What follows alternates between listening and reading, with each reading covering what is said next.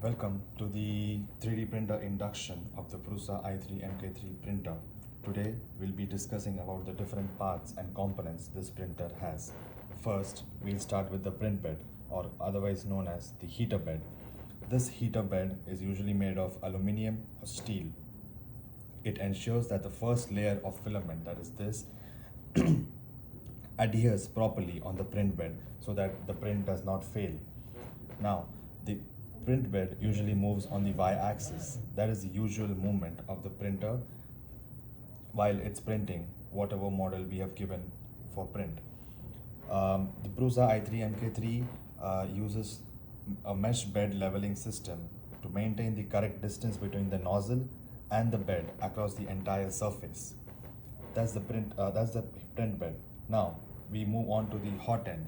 This particular part is called the hot end. The hot end is basically called the heart of the 3D printer, or of any 3D printer in that case. This hot end is what is called a E3D B6 design. That that Please make sure you remember that.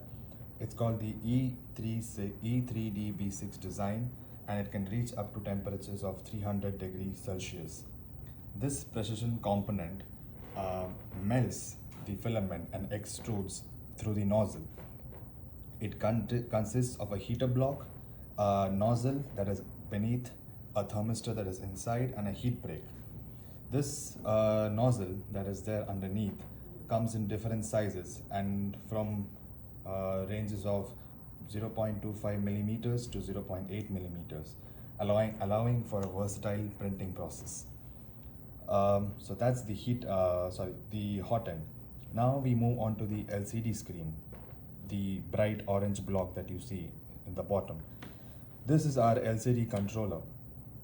It's called the main interface for operating the whole printer. If you notice, do you see this rotational knob that rotates like this? It's also a button for selection and confirmation. You might hear a click.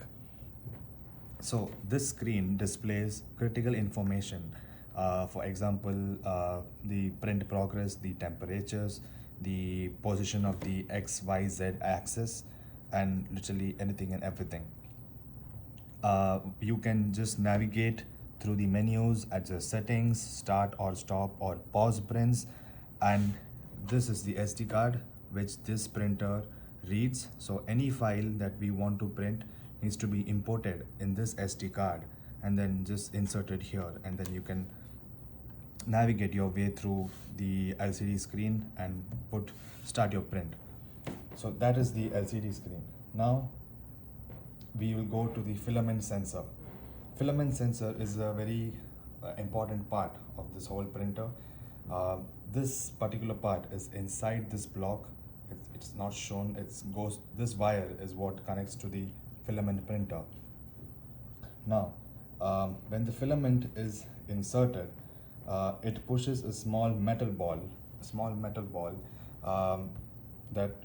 into the lever that interrupts a light beam. This all happens inside the block itself. Now, this clever mechanism detects when the filament is present and enables features like auto load. So auto load is something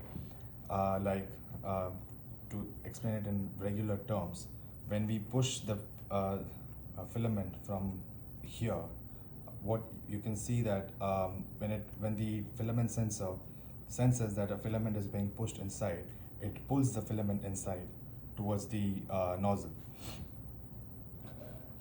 So what the filament sensor also does is it can sense if the filament is damaged inside while printing.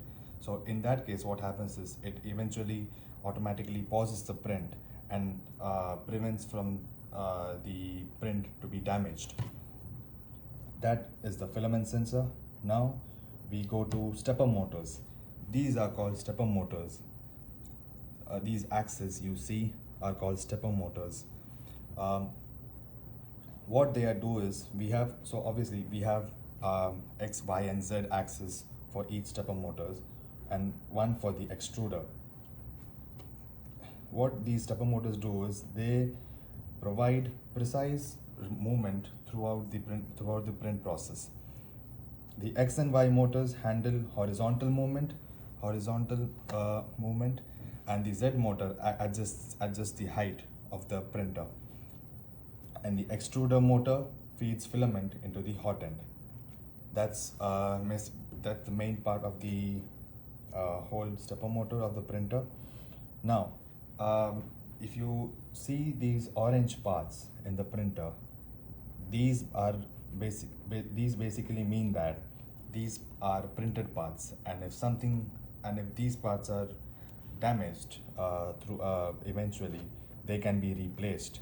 That is the whole point of them being in different colors, these orange parts. This is the filament.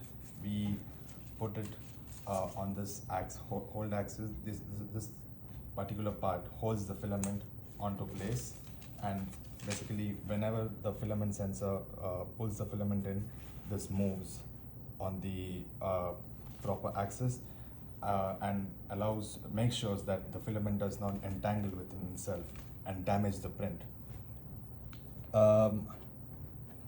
Otherwise, I think that those are all the parts that need to be covered in the 3D printer induction. This concludes the virtual tour and of the Prusa i3 Mk3 3D printer. Happy printing!